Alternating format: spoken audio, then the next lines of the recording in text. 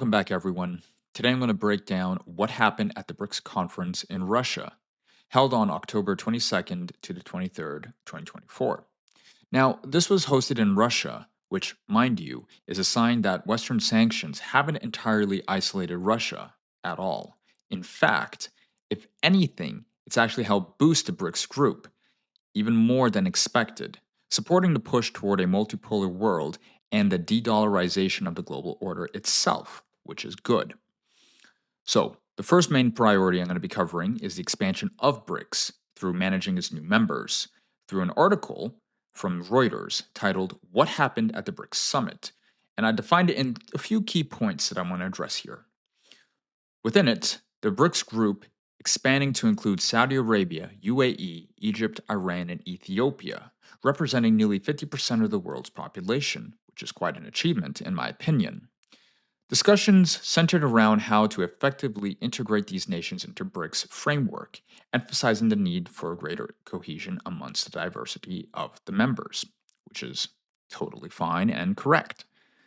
Not to mention, Putin highlighted the importance of greater inclusivity to enhance the group's influence and make that so on a global scale, which is correct, as he and the BRICS members are competing not just amongst themselves, but the EU and the USD and the American hold over the globe on the currency, of course. And I have a quote that basically just illustrates all of this from the Reuters article. The summit's key objective is how to integrate the new members smoothly while maintaining group cohesion, which is basically the smart thing to do. The integration of these new members into BRICS, dare I say, is a defining shift in both the global order and the global market. Now, with that being said, there were disputes regarding Turkey's request to join, as India's Prime Minister Modi declined Turkey's bid to proceed with the process of joining BRICS. The same thing happened with Venezuela, as the Brazilian president raised similar concerns with Venezuela's qualifications for membership. Interestingly, you might think they'd welcome these nations with open arms immediately, expanding like there's no tomorrow. But this shows that there are requirements, including its process to join, based on multiple factors. For example, is the country stable, both economically and in its internal governance?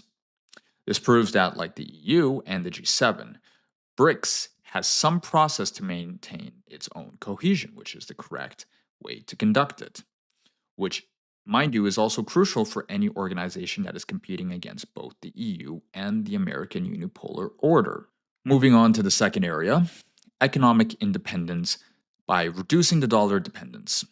So, basically, this is from an article from CNN titled The West Wants Putin Isolated. Major summit he's hosting shows he's far from alone, which is correct. So, from that article, the main three key points from it are: first, the significant focus was placed on developing a BRICS payment system to reduce reliance on the US dollar for international transactions, which basically goes into the commodity trade, energy deals, and payments. This initiative aims to enhance the trade among the BRICS nations, stabilize economies against external economic pressures, which is what Russia is going through, and you could dare say what China is as well, as a means to go around those sanctions, which, again, realistically, were never going to affect the BRICS group because they're more intertwined, especially with their trade agreements and perhaps maybe in the future military treaties and contracts. Who knows? Putin did reinforce his goals within there, indicating that strengthening the economic sovereignty is essential for the group, as he himself is experiencing his economic sovereignty being threatened by the West through the sanctions, of course, because of the Ukrainian conflict, as we can see. And that basically is not really hurting Russia because it actually took 8 years to withstand such a, plan from the West on its economic sanctions or a utilage of that against Russia. So they were smart on that and they thought ahead, which is the correct path. And basically, there is one sentence that actually illustrates the whole point of that, basically, de dollarization aspect on their own economic sovereignty. From CNN: strengthening economic sovereignty is essential for our future cooperation and resilience, which is correct. And as we're seeing here, the BRICS economic system is posing a real challenge to the long standing USD system, which seems to be, in my opinion, stagnating or even losing its value as the US prints more currency than it can manage against its own debt. Now, one of the key points here is that the original BRICS members are putting economic policies in place to better manage their own economies and avoid devaluation, unlike what we're witnessing with the USD. And lastly, there's talks of introducing a sort of BRICS dollar, similar in style to the EU's currency, but aimed more at a global south and other influential players in the geopolitical sphere. Basically, it's a move toward de dollarization to reduce American monetary control over the globe, which, in my opinion, is the correct move here, as many nations are getting tired of America using sanctions as a weapon rather than as a means to sort of get their own economy more on a higher position rather than sanctioning those just because they disagreed on their neighbors joining a different organization, whether it be military or even economical. But I digress. So, the third area is going to be energy cooperation and securing resources. Again, this is going to come from the same Reuters article, which is from what happened at the BRICS Summit. And within that article, the other key sections from it are basically, energy partnerships were emphasized, particularly the need for cooperation in securing energy supplies amongst the global volatility. Putin remarked that the collaboration amongst BRICS members in the energy sector is crucial for stability, stating that energy security is a priority for all of us, and he is 100% correct. Discussions including enhancing energy efficiency and exploring alternative energy sources within the member states is also one of the primary goals, what they're doing, especially with what Russia is transferring its oil and gas through China and through India, basically making more money through that, as India itself is selling that cheaper oil to Europe, knowing that it came from Russia, which they unironically sanctioned. So they're basically making Russia more rich by selling it to a cheaper buyer.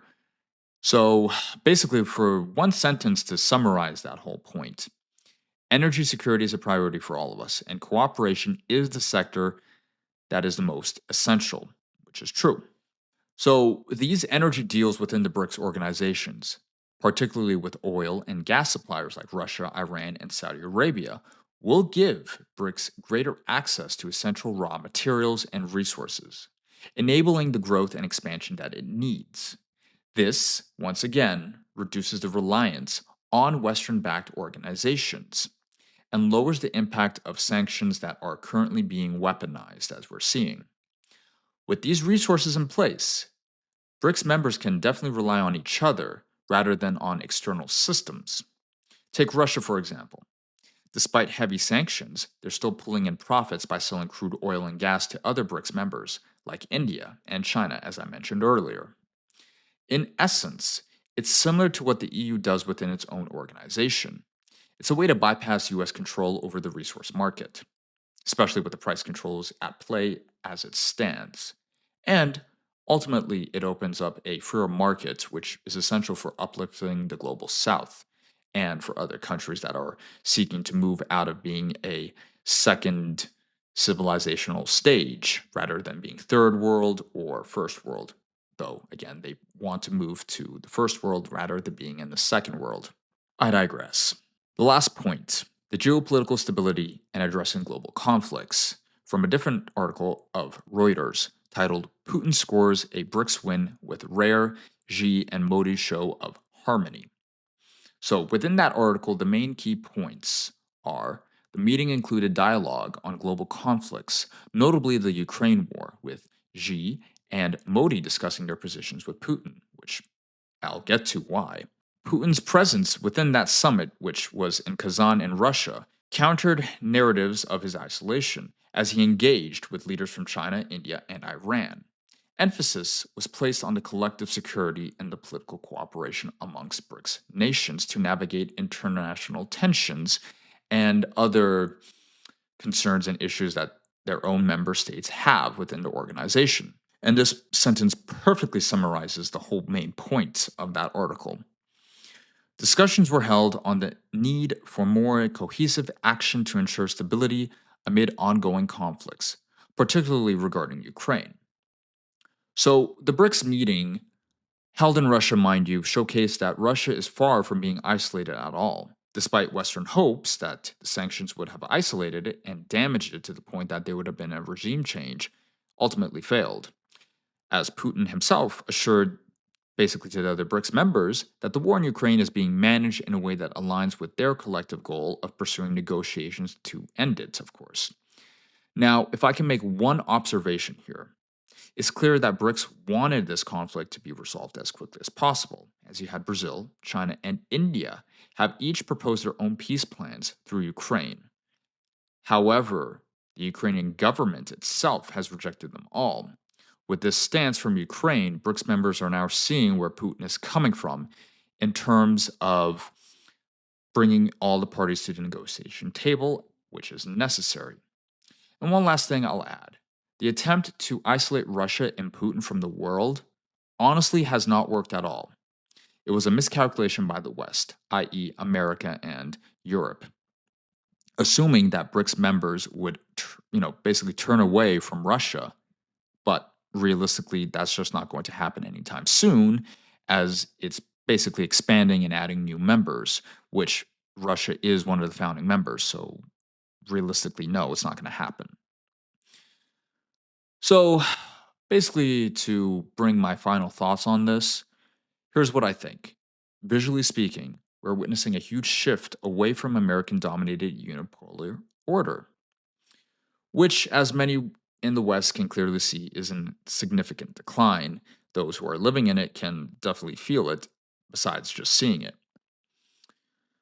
Plus, the commodity exchange between BRIC members and the rest of the world, as it will be basically a fascinating thing to see to me and perhaps you guys as well, as this actually develops, not just among members, but with non member states altogether. With all that being said, I'm looking forward to seeing some real change in the neoliberal world order that we're currently living in, with particularly the rise of a multipolar world organization like BRICS leading it. A shift like this, you could say, shakes up the balance of power that's currently at play that is duly needed. Otherwise, guys, please leave a like and put your thoughts in the comments, as I would like to hear, rather, no, see. I would like to see your comments and see what you have to say. Maybe I would even prefer a good, deep intellectual discussion within it. Otherwise, again, please like and subscribe, and that'll be about it. Have a great day, guys. Bye.